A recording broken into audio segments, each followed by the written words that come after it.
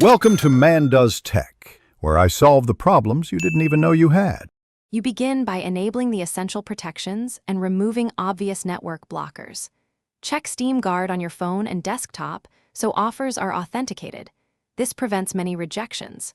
Once done, confirm the account age and mobile confirmation status because trade holds lock offers for days when recent changes exist.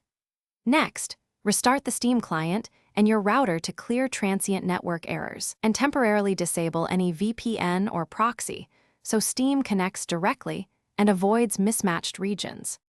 Now you move into deeper checks that catch less obvious failures. Clear Steam's download cache and run file verification. Corrupted files can disrupt backend services that process trades.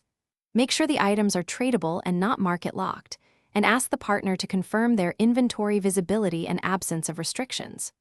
Also inspect account-level flags, community bans, VAC bans, or a limited account status often block trades. Resolving those with Steam support or waiting out restrictions will restore trade capability.